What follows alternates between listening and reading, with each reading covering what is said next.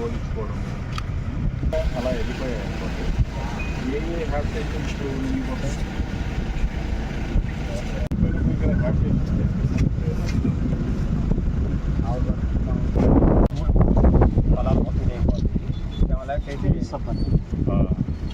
ప్రకాశం బ్యారేజ్లో ఏ level వచ్చినప్పుడు ఇక్కడ మునిగిపోతుంది? 5 లక్షలు 4 లక్షలు మొత్తం మునిగిపోద్దా? అంటే ఇక్కడ దాకా వచ్చేస్తారు.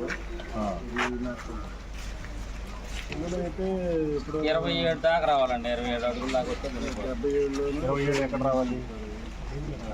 అడుగులు 27 అడుగులు. ఎక్కడ 27 అడుగులు? ఇక్కడ అక్కడ బ్యారేజీ కాడ వదిలితే 27 అడుగులు అయితే ఇల్లు కాడ మునిగిపోతుంది. 2009లో వచ్చింది. 2009లో అప్పుడు ఎంత అప్పుడు ఇల్లు చూపిస్తారా ఎక్కడ దాకా వచ్చాయో నాకు? ఇవన్నీ మునిగినాయండి. లెవెల్ ఇప్పుడు ఆర్డీఓ గారు ఏం చేస్తారంటే మేమందరం కూడా అక్కడ లెక్కలు చూసుకుంటూ ఉంటాం. ఇది ప్రకాశం బ్యారేజ్లో ప్రస్తుతానికైతే 56.75 ఉన్నాయి.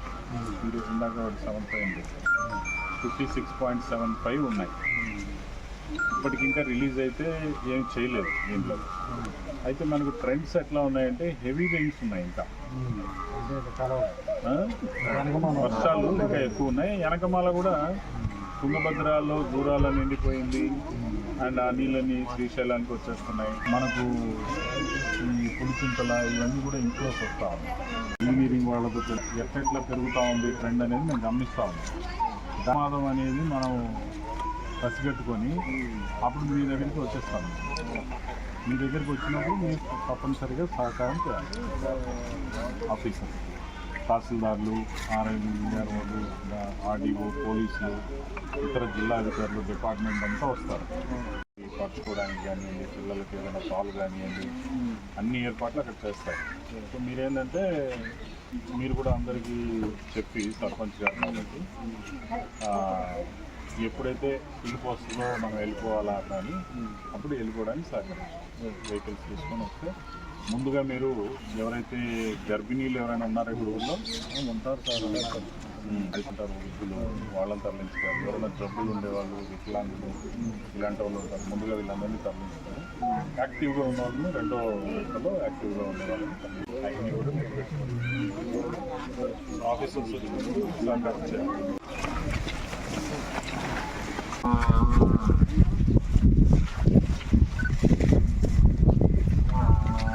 ఇది ఒక పాయ మాదిరిగా పక్కకు ఒక పాయలాగా దీంతో 300 అదే పెద్ద పాయ.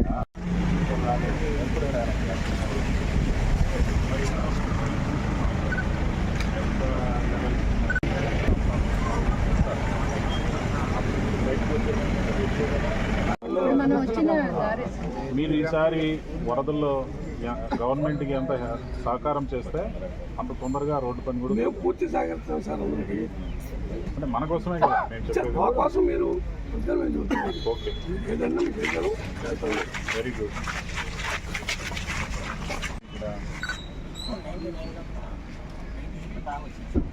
మరి అప్పుడు అక్కడ ఇళ్లలోకి నీళ్ళిపోతాయా? అంటే ఎన్ని నరికేసుకుని ఇంకా బాగా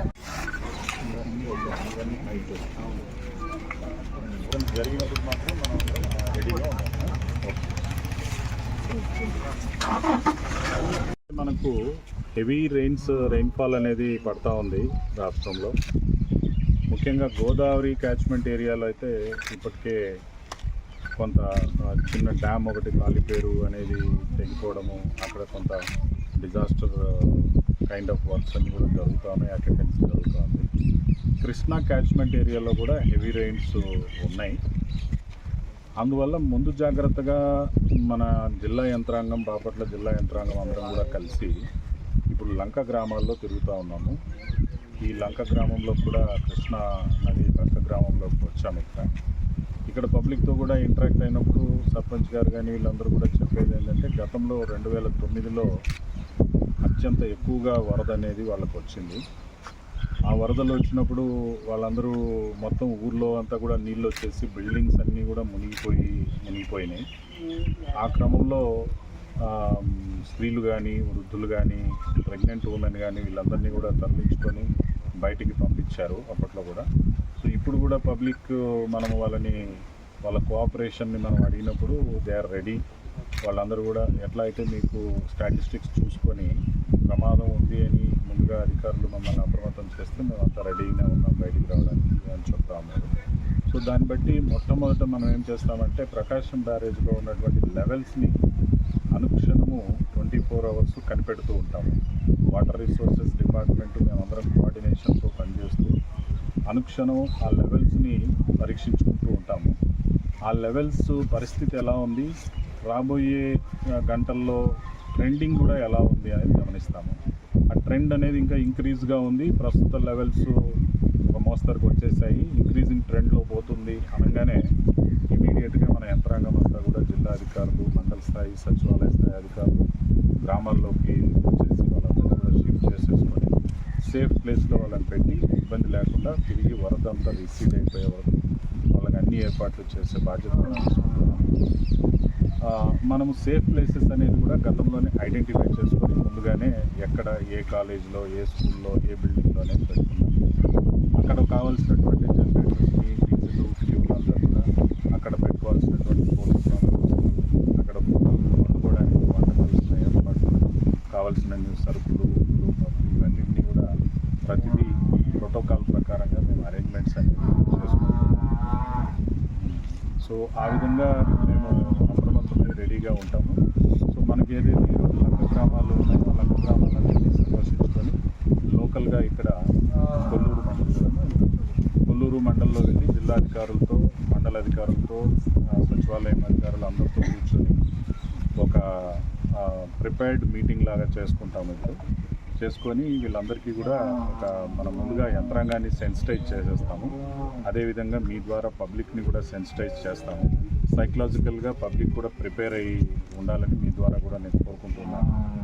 ప్రిపేర్ అయ్యి ఉండాలి. ఎట్టి పరిస్థితుల్లో కూడా మనము ఏం కాదులే, గతంలో మనకు జరగలేదులే, మనం ఇంతవరకు రావులే, ఈ హైట్కి రావులే అని అట్లా అజాగ్రత్త పడిపోయి ప్రాణం మీదికి రాకుండా అధికారులతో సహకారం చేసి తప్పేం లేదు. కావాలంటే ఒక 2-3 రోజులు పోయి మనం షెల్టర్లో ఉండి ప్రభుత్వం వాళ్ళు ఏర్పాటు చేసిన భోజనాలు తినుకుంటూ అక్కడే ఉండి మళ్ళీ మనం 3-4 రోజుల తర్వాత తిరిగి రిసీడ్ అయిపోయిన తర్వాత వచ్చి శుభ్రం చేసుకొని మన ఇల్లంతా మళ్ళీ మన ఇంట్లో తప్పేం లేదు.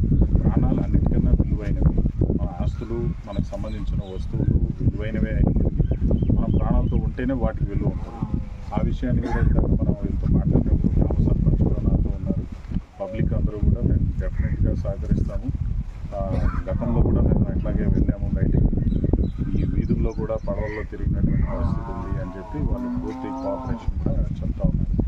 సో దానికి నేను వాళ్ళందరినీ కూడా అభ్యర్థిస్తూ సో యంత్రాంగం అంతా కూడా అప్రమత్తమయ్యి